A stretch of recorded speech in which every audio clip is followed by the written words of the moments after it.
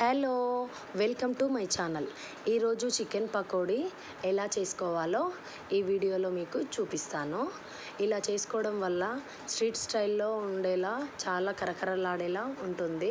ఒకసారి మీరు కూడా ట్రై చేయండి, చాలా బాగుంటుంది. ఇంకెందుకు ఆలస్యం, లెట్స్ స్టార్ట్ ఇట్. ముందుగా చికెన్ తీసుకోవాలి. హాఫ్ కేజీ చికెన్ తీసుకోవాలి. హాఫ్ కేజీ చికెన్ని బాగా వాష్ చేయాలి, మంచిగా కడగాలి.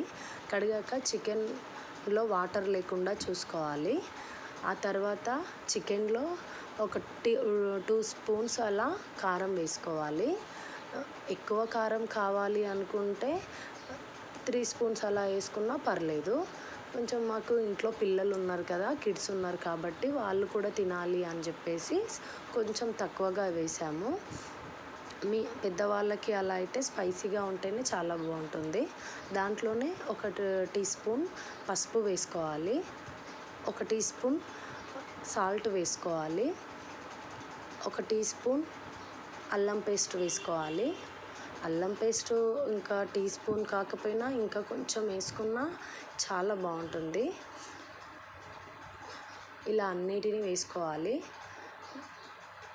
వేసుకున్న తర్వాత శనగపిండి వేసుకోవాలి. శనగపిండి 1 టీ స్పూను, మైదాపిండి 1 టీ స్పూను, కార్న్ఫ్లవర్ ఉంటుంది కదండి, కార్న్ఫ్లవర్ కూడా 1 టీ స్పూన్ వేసుకోవాలి. ఖచ్చితంగా కార్న్ఫ్లవర్ ఉండాలి ఈ చికెన్ పకోడీకి. ఎందుకంటే కార్న్ఫ్లవర్ ఉంటేనే చికెన్ అనేది కరకరలాడేలా చాలా టేస్టీగా ఉంటుంది. ఇలా అన్నిటినీ బాగా కలపాలి. బాగా కలిపిన తర్వాత ఒక 15 మినిట్స్ అలా మ్యాగ్నేట్ చేసుకోవాలి.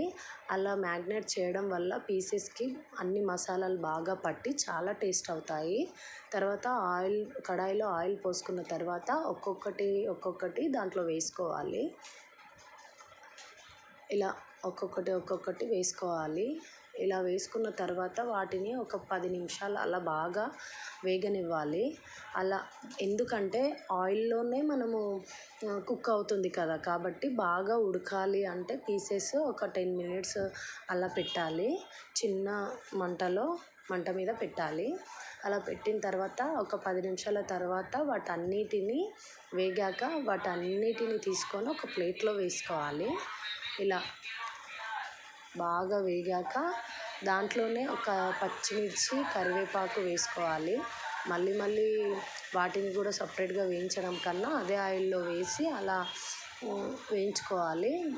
ఇలా మెల్లగా ఒక్కొక్కటి అన్నిటిని తీసి ప్లేట్లో వేసుకోవాలి. చూడండి, అప్పుడే మనకి ఎంత అంటే తినాలి అన్నట్లు అనిపిస్తుంది కదా. చాలా బాగుంటుంది. ఇంకెందుకు ఆలస్యం, మీరు కూడా మీ ఇంట్లో ఇలా ట్రై చేయండి. ఖచ్చితంగా చాలా టేస్టీగా ఉంది. మా పిల్లలు అయితే ఫుల్ ఎంజాయ్ చేశారు.